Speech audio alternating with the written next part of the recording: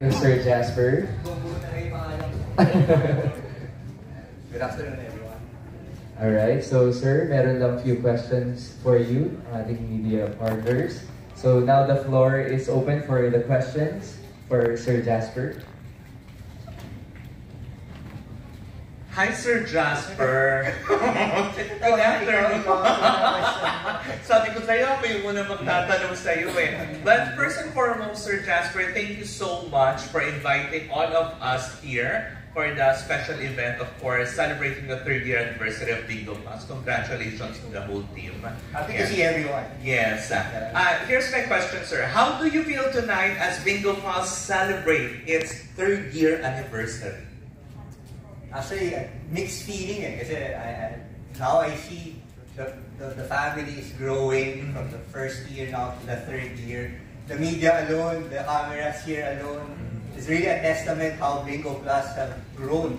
Diba? So, maraming salamat from our team na naghirap, from the players who won the 312 million last year, plus the 152 million in Bingo Mega.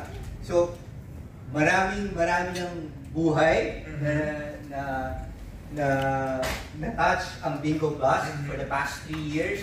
And hindi lang yung players eh, but internally sa mga empleyado namin, we've grown. We've grown in number, we've grown in terms of facility, we've grown in terms of number of games that we have offered the public.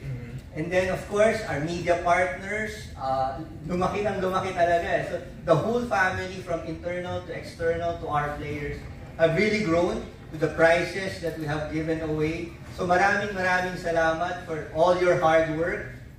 Hindi mangyayari to kung hindi nagkakaisa lahat eh. I mean, hindi naman pwedeng kami lang yung nagtatrabaho without your effort also, without your support also. So it's really a synergy between industries talaga. So maraming salamat. Really excited, and this is the biggest so far event that we have for the Bingo Plus night. So palaki ng palaki. So yun lang din hope ko moving forward. Palaki tayo ng palaki in terms of our number, in terms of our support to the brand. And sir, idagdag ko lang, palaki ng palaki ang pamilya ng Bingo Plus at ang mga media friends. Palaki din ng palaki ang premyong pinamimigay nyo. Yes. Diba? Kaya I heard ngayon 300 million worth of prizes ang pamimigay. Diba? So, miski ako nagugulat na. Kasi, ano lang to eh, the aim of the company is really to give back. Diba? Hindi naman yan